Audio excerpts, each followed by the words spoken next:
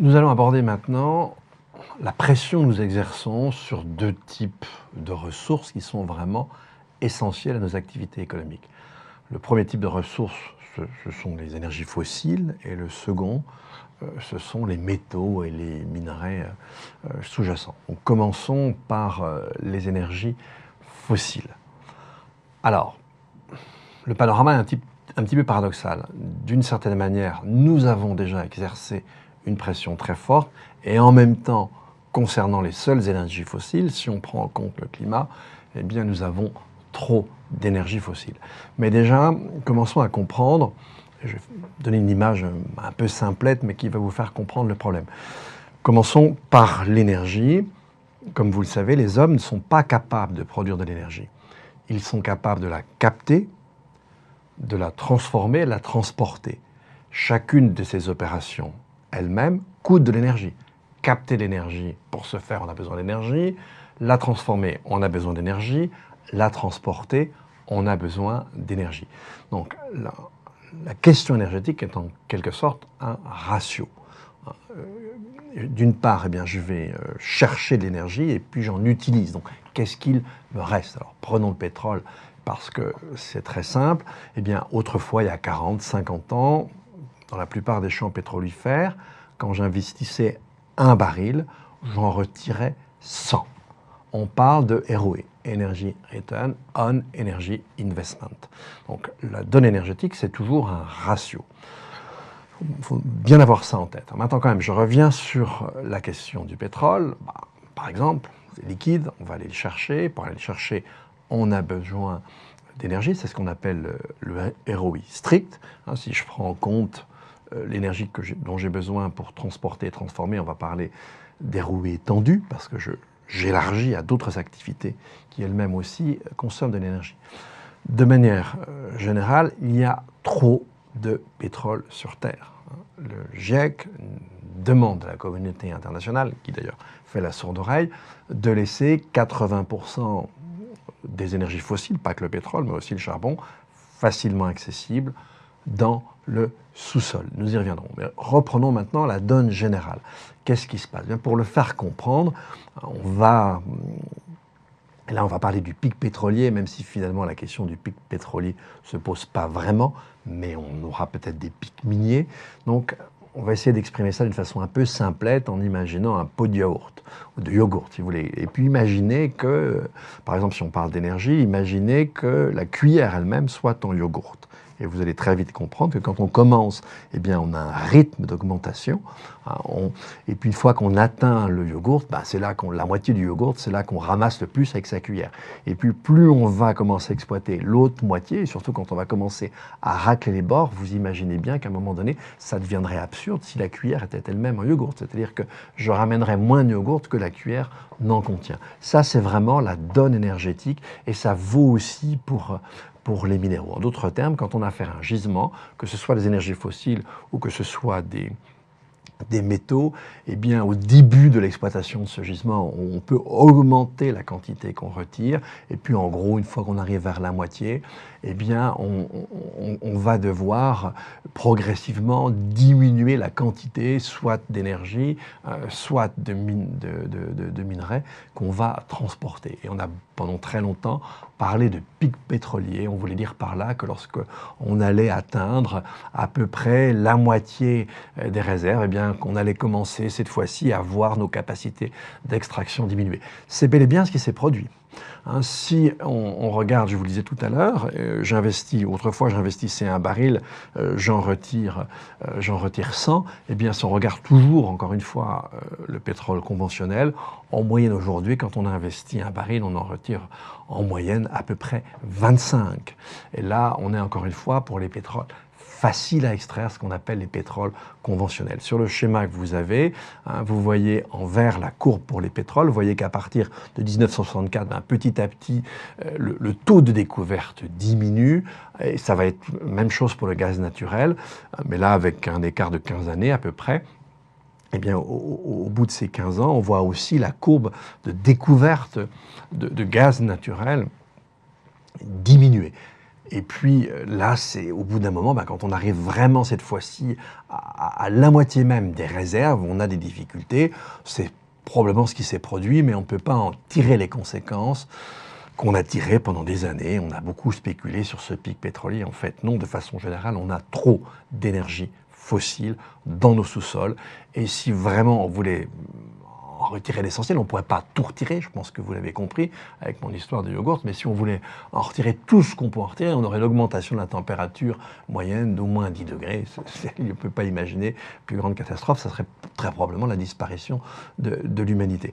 Donc nous avons trop d'énergie fossile, mais n'empêche, quand même, nous avons un autre problème, c'est-à-dire que le coût d'extraction de ces énergies fossiles ne cesse de s'élever. C'est-à-dire que la quantité d'énergie qu'on utilise par rapport à celle qu'on retire ne cesse de diminuer.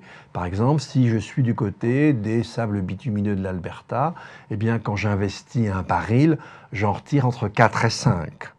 Or, si je prends en compte les infrastructures, le transport, eh bien, en fait, au bout du compte, un baril, quand j'investis pas simplement un baril, en fait, pour en retirer 4 à 5, c'est 3. Donc on voit bien que le solde est très, très, très maigre.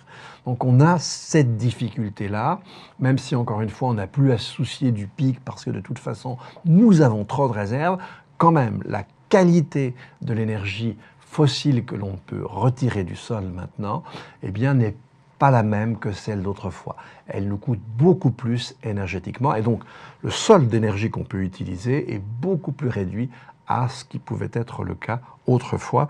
Et là, ça va largement au-delà du pétrole. C'est vrai de façon générale pour l'ensemble des énergies.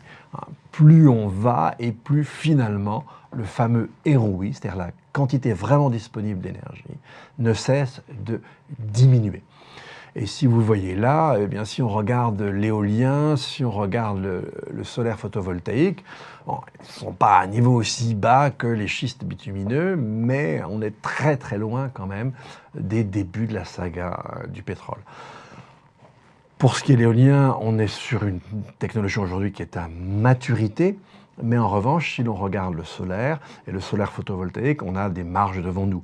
Aujourd'hui, c'est très difficile à calculer parce que, évidemment, le solaire, c'est intermittent, suivant l'année, on va pas, et la météo, on ne va pas retirer la même quantité d'énergie, mais grosso modo, on parle d'un ROI qui se situerait entre 7 et 8. On espère d'ici 15 ans arriver à 15 et encore 15 ans. Les 15 années suivantes, donc 30 ans en tout, probablement se stabiliser vers 30. Et donc là, on aurait une énergie d'une qualité tout à fait correcte, mais évidemment pas du tout avec si vous voulez, la même quantité, la même abondance et le même taux d'augmentation d'extraction annuelle que ce que l'on a connu au début de la saga du pétrole. Donc, de façon générale, en matière d'énergie, on est plutôt sur une pente descendante et on a sans doute mangé une part de notre pain blanc sans qu'on voit se profiler devant nous un monde sans énergie, mais un monde qui sera sans doute plus rare en termes d'énergie. Pour les métaux, le raisonnement est analogue. Pour aller chercher des métaux, cela coûte aussi de l'énergie. De façon un peu abstraite et globale, les métaux, en dehors du fer avec peut-être le magnétisme du centre de la Terre, mais les métaux, selon le second principe de la thermodynamique, devraient être relativement répandus de façon homogène à la surface de la Terre et à l'intérieur de la croûte. Or, Dieu merci pour nous, pour des raisons telluriques, parfois aussi pour des raisons bactériennes, eh bien, il y a certaines concentrations près de la surface de la Terre. Ce sans quoi, d'ailleurs, nous n'aurions jamais pu inventer la métallurgie. Même les premiers métaux qu'on a exploités, c'est à partir d'une très forte concentration dans des météorites, par exemple. Et donc, Dieu merci pour nous, il y a des endroits sur Terre où, effectivement, on rencontre une plus grande concentration. Et du coup, l'énergie qu'on va dépenser est moins grande, pour deux raisons. D'une part, on excave moins, plus ce qu'on va chercher est près de la surface, moins on va retirer de terre, d'une part, et d'autre part, plus le le métal est concentré dans un minerai et moins on a retiré aussi de terre. En revanche, plus le degré de concentration s'affaiblit, donc plus on va aller profondément et plus on va devoir consommer d'énergie. Aujourd'hui, on dépense 10% de l'énergie primaire que l'on produit au monde pour nos activités extractivistes. S'il fallait par exemple chercher le cuivre dans son état de dispersion naturelle, s'il fallait qu'on produise les 16 millions de tonnes que l'on produit chaque année, mais cette fois-ci en devant aller le chercher qu'un degré de dispersion important, c'est toute l'énergie primaire que l'on produit au monde qu'il faudrait dépenser. Donc on voit bien là qu'on a une limite. La limite, elle n'est pas simple, je ne vais pas la désigner du doigt pour chaque métal. Dans X années, nous ne pourrons plus, etc. Mais on voit bien que la tendance sur laquelle on est d'une consommation énergétique de plus en plus grande, par exemple pour certains métaux, il faut aller les chercher à moins 400, à moins 600 mètres sous le sol, qu'on ne pourra pas le faire indéfiniment et pour tout. À cela s'ajoute que certains des métaux très important aujourd'hui, par exemple pour tout ce qui est les high-tech, tout ce qui nous permet justement de consommer moins d'énergie, eh bien ces métaux sont des coproduits, c'est-à-dire on ne peut pas aller les chercher pour eux-mêmes, mais on ne peut que les trouver parce qu'on exploite d'autres métaux. Donc on est là confronté à une donne assez délicate, un petit peu comme pour l'énergie ou alors comme pour les ressources halieutiques, et de manière générale les ressources, enfin un peu moins les ressources du vivant qu'on a vues précédemment. Nous avons exercé une forme de razzia et puis on commence à voir certaines butées arriver. Encore une fois, ce n'est pas des butées simples, hein, c'est des butées qui sont à la croisée entre plusieurs facteurs, notamment la profondeur, la baisse du degré de concentration et l'énergie qui du coup est requise pour aller chercher et ensuite traiter ces minerais. Donc on voit bien de ce fait, hein, compte tenu de cette raréfaction progressive, de ce coût énergétique croissant de nos activités minières, on voit bien non seulement l'intérêt, l'opportunité, mais même au bout du compte la nécessité d'une économie plus circulaire. Parce qu'à un moment donné, on va totalement buter.